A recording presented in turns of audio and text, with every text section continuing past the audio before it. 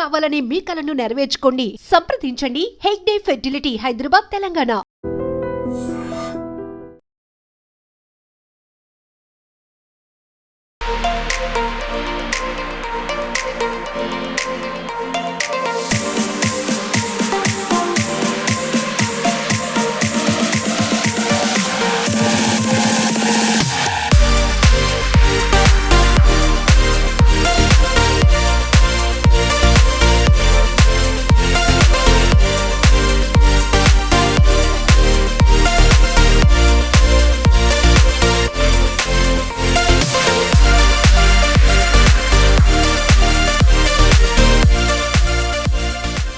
Andhra Pradesh disaster response and fire services ఆధ్వర్యంలో అగ్నిమాపక వారోత్సవాలు జరుగుతున్నాయి. ముఖ్యంగా చాలా అగ్ని ప్రమాదాలు మనం చూస్తూ ఉంటాం. ఎంతోమంది తమ ప్రాణాలు కూడా కోల్పోయినటువంటి పరిస్థితులు మనం చూస్తూనే ఉంటాం. ఆ టైంలో ఫైర్ అండ్ సేఫ్టీ డిపార్ట్మెంట్ వాళ్ళు, పోలీస్ అందరూ కూడా ఎంత కోఆర్డినేషన్తో అక్కడ వర్క్ చేస్తారు, రెస్క్యూ ఆపరేషన్ చేస్తారు, మీ అందరికీ తెలుసు. బట్ అగ్ని ప్రమాదాలు నివారించాలంటే ప్రతి ఒక్కరిలో అవగాహన చాలా అవసరం అనేదే అగ్నిమాపక వారోత్సవాల ద్వారా ప్రతి ఒక్క స్కూల్ పిల్లల నుంచి పెద్దవాళ్ళ వరకు ఇంట్లో గ్యాస్ సిలిండర్ పేలటం లేకపోతే అలాంటి ప్రమాదాలు ఎందుకు జరుగుతాయి, అందులో మన నిర్లక్ష్యం ఏంటి, ఒకవేళ ఇంట్లో గ్యాస్ సిలిండర్ నుంచి గ్యాస్ లీక్ అయినప్పుడు మనం ఏం చేయాలి. ఫస్ట్ అందరూ కూడా ఏదైనా ఫైర్ ఇన్సిడెంట్ అయినప్పుడు పానిక్ అయిపోతూ ఉంటారు. అలా కాకుండా ఎలాంటి జాగ్రత్తలు తీసుకోవాలి. ఈవెన్ విద్యార్థి దశ నుంచే వీళ్ళకి ఇలాంటి అగ్ని ప్రమాదాలపైన ఒక అవగాహన ఉంటే వీళ్ళు వాళ్ళ పేరెంట్స్కి వెళ్ళి ఎడ్యుకేట్ చేస్తారు. కాబట్టి ఈరోజు Andhra Pradesh disaster response and fire services వాళ్ళు ఇక్కడ విద్యార్థులందరికీ కూడా ఒక అవేర్నెస్ క్యాంపెయిన్ చేశారు. మాక్ డ్రిల్ కూడా జరిగింది. సో వీళ్ళకి ఏమాత్రం అర్థమైంది అసలు అగ్ని ప్రమాదాలు ఎక్కువగా ఎందుకు జరుగుతాయి, ఇంట్లో జరిగిన అగ్ని ప్రమాదం ఏదైనా జరిగితే గ్యాస్ సిలిండర్ లీక్ అయ్యి పేలినప్పుడు ఏం చేయాలి అనేది వీళ్ళకి ఏం అర్థమైందో ఒకసారి మాట్లాడదాం. హాయ్ తల్లి, నీ పేరు? హాసిని. ఓకే, ఇప్పుడు చాలా విషయాలు తెలుసుకున్నావు కదా, ఫైర్ ఇన్సిడెంట్స్కి రీజన్స్ కూడా తెలుసుకున్నావు కదా, ఏం కారణం అవుతాయి? మనం ఫైర్ అయినప్పుడు ఎక్కువగా మనం గ్యాస్ సిలిండర్ పేలినప్పుడు ఏడ్చకూడదు మేడం. ఎప్పుడు ఏడుస్తే ఎక్కువ ఫోట్ అవుతుంది. పైకి ఎత్తి తీసుకొని బయటకు వెళ్ళి ఫస్ట్ డోర్స్ అన్ని స్లోగా ఓపెన్ చేయాలి మేడం. ఓపెన్ చేసిన తర్వాత దాన్ని ఒక దళసర క్లాత్తో తడి చేసి దాని మీద గట్టిగా పెట్టాలి. గ్యాస్ సిలిండర్ పైన పెట్టేసి దాన్ని గట్టిగా చిన్న ఇంచు కూడా గ్యాప్ ఉంచకూడదు మేడం. ఇప్పుడు అమ్మ వాళ్ళు వంట అయిపోయిన తర్వాత హడావిడిగా స్టవ్ కట్టేసి చక్కగా వెళ్ళిపోతూ ఉంటారు. బట్ కొన్ని సందర్భాల్లో అయ్యో మనం స్టవ్ కట్టేసాం కదా, మళ్ళీ గ్యాస్ ఎలా లీక్ అయిందని ఆలోచించే అంత టైం ఉండదు. ఏం చేయాలి? అక్కడ చిన్న స్టవ్ రెగ్యులేటర్ ఉంటుంది మేడం. దాన్ని ఫస్ట్ కట్టిన తర్వాత స్టవ్ ఆఫ్లో ఉందో ఆన్లో ఉందో చూసుకొని ఆన్లో ఉంటే ఆఫ్ చేయాలి మేడం. ఒకవేళ గ్యాస్ లీక్ అయింది, కొంచెం కొంచెంగా ఫామ్ అయిపోయింది, ఆ టైంలో మనం భయపడిపోకుండా ఓకే ఏం చేయాలి, ఏం చేయకూడదు? లైట్ ఆఫ్లో ఉంటే ఆన్ చేయకూడదు మేడం. ఎప్పుడు ఆన్ చేస్తే వెంటనే మన మీదకి ఎఫెక్ట్ అవుతుంది. అది ఆన్లో ఉన్న ఆఫ్ చేయకూడదు మేడం. ఎప్పుడు బాగా అర్థమైందా నీకు? మమ్మీని ఎడ్యుకేట్ చేయగలవా నువ్వు? చేస్తాను మేడం.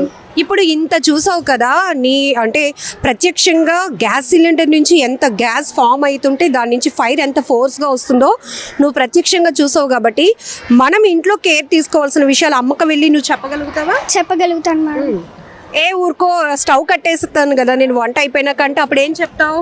మేడం గ్యాస్ పెళ్ళిపోతే మనము మరి ఉండం కదా మమ్మీ. మమ్మీ చేయకపోతే నేను వెళ్ళి చేస్తాను. వెరీ నైస్, క్లాప్సా, సూపర్. ఓకే, ఏ క్లాస్ నాన్న? 7th S4 madam. సూపర్. మీకేం అర్థమైంది? ఇక్కడ మాకు ఫస్ట్ 3 రీజన్స్ చెప్పారు కదా వాళ్ళు. అసలు ఫైర్ అవ్వటానికి ఏంటి మెయిన్గా? ఫైర్ రావడానికి మెయిన్ రీజన్స్ ఏంటంటే మనం గ్యాస్ ఆపకపోవడం వల్ల. సెకండ్ మెయిన్ రీజన్ ఏంటంటే మనం బై మిస్టేక్గా ఫస్ట్ ట్రయాంగిల్ కాజ్ చెప్పారు కదా, O2, fuel and petrol, heat. ఈ 3 ఫస్ట్ ఎక్కడైనా ఫైర్ ఇన్సిడెంట్ అయినప్పుడు ఈ 3 కారణం అవుతాయి కదా. Yes ma'am. ఇప్పుడు చెప్పండి. ఫస్ట్ ఆ హీట్ ఉండడం వల్ల ఆ హీట్ ఎక్కువ ఫామ్ అవుతే మొత్తం ఇల్లంతా స్ప్రెడ్ అయ్యే ఛాన్సెస్ ఉన్నాయి కాబట్టి అది ఎలా తగ్గించుకోవాలో ఎలా ప్రికాషన్స్ తీసుకోవాలో చెప్పారు. అండ్ ఫైర్ని ఎలా కంట్రోల్ చేయాలో చెప్పారు. ఒకవేళ గ్యాస్ యాక్సిడెంటల్గా గ్యాస్ లీక్ అవడం వల్ల ఫైర్ అవుతే ఎలా అవుతాయో చెప్పారు. అండ్ గ్యాస్ ఇంట్లోని స్ప్రెడ్ అవుతే దాన్ని దర్సర్ క్లాత్ ద్వారా మొత్తం సిలిండర్ వైపు కప్పాలన్నారు. అండ్ ఒకవేళ ఫైర్ పైన ఉంటే ఆ గ్యాస్ సిలిండర్ కిందన ఉన్న రెగ్యులేటర్ని ఆఫ్ చేయాలి. మీకు ఇంకొక వ్యాలిడ్ పాయింట్ చెప్పారు, గుర్తుందా? ఆ రెగ్యులేటర్ అనేది జస్ట్ 120 రూపీస్ ఆర్ 200 రూపీస్ లోపు ఉంటుంది. బట్ అమ్మ వాళ్ళు చాలా సేవ్ చేసేస్తున్నామేమో అని అదేదైనా చిన్న కట్ అయినా కూడా అక్కడికి కట్ చేసి పెట్టేస్తారు.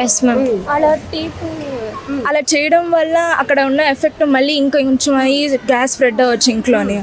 ఎయిర్ స్ప్రెడ్ అవ్వడం వల్ల స్విచ్చెస్ ఒకవేళ స్పార్క్స్ ఉన్నాయంటే బై ఛాన్స్ ఆఫ్ చేసిన ఆన్ చేసిన స్పార్క్ ఇల్లంతా స్ప్రెడ్ అయ్యి అపార్ట్మెంట్ అంతా ఇల్లే స్ప్రెడ్ అయ్యే ఛాన్సెస్ ఉండొచ్చు. జనరలీ ఫైర్ ఇన్సిడెంట్ అయినప్పుడు అమ్మ బాబోయ్ మంటలు వచ్చేస్తాయి, మనం కాలిపోతామని భయం వేస్తూ ఉంటుంది.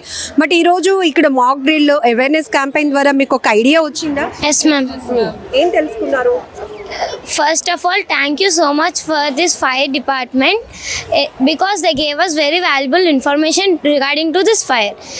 ఏంటంటే మనకి ఎప్పుడైతే ఫైర్ అన్నది మొత్తం రూమ్ అంతా స్ప్రెడ్ అవుతుందో మనం స్టార్టింగ్ నాప్కిన్ కానీ ఏదైనా సరే వెట్ చేసుకొని మనం ఫస్ట్ ఫేస్ కట్టేసుకోవాలి. ఆ తర్వాత మొత్తం ఎక్కడెక్కడైతే మనకి చిన్న చిన్న హోల్స్ ఉంటాయో విండోస్ ఉంటాయో అదంతా క్లోజ్ చేసేయాలి. స్మోక్ రాకుండా మనకు నైస్ రూమ్లో మనం సెక్యూర్గా ఉండాలి. అండ్ నెక్స్ట్ మనం ఒకవేళ మన చేతిలో లేని వర్క్ అయినప్పుడు మనం ఫైర్ డిపార్ట్మెంట్కి కాంటాక్ట్ చేయాలి 101. ఇప్పుడు ఇంట్లో 3 బెడ్రూమ్స్ ఉన్నాయి. 2 బెడ్రూమ్స్ అంతా గ్యాస్ ఫామ్ అయిపోయింది, మనం ఒక బెడ్రూమ్లో ఉండిపోయాం. సో అప్పుడు మనం వెంటనే ఏ నెంబర్కి కాల్ చేయాలి? వాళ్ళు వచ్చి రెడీగా ఉంటుంది చెప్పడానికి. వాళ్ళు వచ్చేలోపు మనం మన రూమ్లోనికి ఆ గ్యాస్ కానీ ఫైర్ రాకుండా ఏం చేయాలి తల్లి? 101కి కాల్ చేయాలి మేడం. ఫస్ట్ 101. ఓకే. తర్వాత డోర్స్ క్లోజ్ చేసేయాలి మేడం. తడి క్లాత్ కట్టేసుకోవాలి. చిన్న చిన్న ఇంత హోల్స్ ఉన్నా గ్యాప్ లేకుండా తడి క్లాత్ కప్పేయాలి మేడం. ఓకే. అప్పుడు ఏం చెప్పారు? ఎన్ని అవర్స్ వరకు మనం సేఫ్ గా ఉండొచ్చు? 30 minutes. 30 minutes వరకు మనల్ని మనం ప్రొటెక్ట్ చేసుకోగలం. Yes madam. ఆఫ్టర్ ఈ లోపు ఏమవుతుంది? ఫైర్ వాళ్ళు వచ్చేస్తారు కదా. సూపర్. సో ఇది ఇక్కడ పిల్లలకి ఈ స్థాయి నుంచే కూడా వాళ్ళకి ఫైర్ ఇన్సిడెంట్స్ పైన ఇంత అవగాహన వచ్చింది అంటే చాలా ధైర్యంగా చెప్పగలుగుతున్నారు. ఫస్ట్ భయపడకుండా ఒకవేళ ఇంట్లోనే ఏదో ఒక చోట ఫైర్ స్టార్ట్ అయ్యి మొత్తం హౌస్ అంతా కూడా మంటలు స్ప్రెడ్ అయిపోతూ ఉంటే ఒక మూలన వాళ్ళు ఉన్నా కూడా వాళ్ళని వాళ్ళు ఎలా సెక్యూర్ చేసుకోవాలి, ఇమీడియట్గా రెస్పాండ్ ఎలా అవ్వాలి, 101కి కాల్ చేసిన వెంటనే ఫైర్ డిపార్ట్మెంట్ వాళ్ళు అక్కడికి సిచ్యువేషన్ జరిగిన చోటికి సంఘటనా స్థలానికి చేరుకుంటారు అనే ఒక కాన్ఫిడెన్స్ కూడా బిల్డ్ అయింది పిల్లలందరిలో. సో వీళ్ళంతా కూడా ఇంటికి వెళ్ళి వాళ్ళ పేరెంట్స్ని అవేర్ చేస్తాం, ఎడ్యుకేట్ చేస్తామని చెప్తున్నారు. సో మొత్తానికి అందరికీ అర్థమైంది కదా. ఎస్, ఇది మొత్తానికి ఫైర్ ఏదైతే అగ్నిమాపక వారోత్సవాల ద్వారా విద్యార్థి దశ నుంచి వీళ్ళకి కల్పిస్తున్నటువంటి అవగాహన.